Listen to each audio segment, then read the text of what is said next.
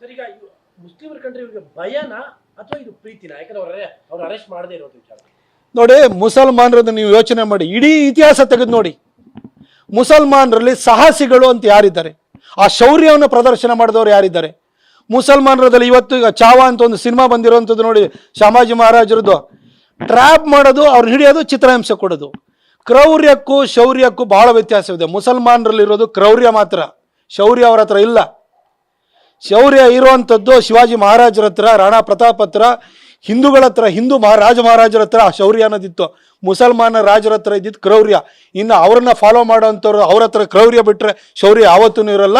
ಈ ಕ್ರೌರ್ಯಕ್ಕೆ ಇವತ್ತೇನಾಗಿದೆ, ಈ ಹಿಂದೂಗಳಲ್ಲಿರುವಂಥ ಪುಕ್ಕಲುತನ, ವಿಶೇಷವಾಗಿ ಈ ಮುಸಲ್ಮಾನರನ್ನ ಓಟಿಗೋಸ್ಕರ ಓಲೈಸುವಂಥ ಕಾಂಗ್ರೆಸ್ನವರಲ್ಲಿ ಇರುವಂತಹ ಅಧಿಕಾರದ ಆಸೆ ಇವತ್ತು ದೇಶ ಧರ್ಮ ಎಲ್ಲ ಮರೆತುಬಿಟ್ಟು ಅದಕ್ಕೆ ಸರೆಂಡರ್ ಆಗಿಬಿಟ್ಟಿದ್ದಾರೆ. ಹಾಗಾಗಿ ಮುಸಲ್ಮಾನರ ಆರ್ಭಟ ನಡೀತಾ ಇದೆ.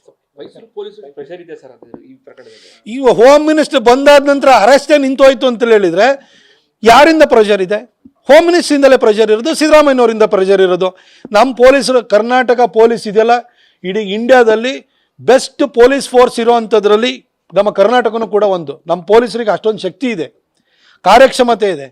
ಆದರೆ ಆಳುವವರು ಸರಿ ಇಲ್ಲ. ಆಡುವವರು ಸರಿ ಇಲ್ಲದೆ ಇದ್ರೆ ನಾವು ಅದನ್ನ ಏನು ಮಾಡೋಕ್ಕಾಗಲ್ಲ. ಕರ್ನಾಟಕದಲ್ಲಿ ಬೆಸ್ಟ್ ಟ್ರಾನ್ಸ್ಪೋರ್ಟೇಷನ್ ಸಿಸ್ಟಮ್ ಇಡೀ ದೇಶದಲ್ಲಿ ಇದ್ದಿದ್ದು ಕರ್ನಾಟಕದಲ್ಲಿ. ನಮ್ಮ KSRTC ದಿ ಬೆಸ್ಟ್ ಇತ್ತು. ಇವತ್ತು ಅದನ್ನು ದಿವಾಳಿ ಮಾಡ್ಲಿಕ್ಕೆ ಹೊರಟಿದ್ದಾರೆ. ಇನ್ನು ಕಾನೂನು ಸುವ್ಯವಸ್ಥೆನ ಮಾಡುವಂತಹ ಪೊಲೀಸ್ ಇಲಾಖೆನೂ ಕೂಡ ಹಾಳು ಮಾಡುವಂಥ ಪ್ರಯತ್ನ ನಡೀತಾ ಇದೆ. ಮುಸಲ್ಮಾನರಿಗೆ ಅವ್ರ ಧರ್ಮದಲ್ಲೇ ಕಲ್ಲು ಹೊಡೆಯುವಂಥ ಸಂಸ್ಕೃತಿ ಇದೆ.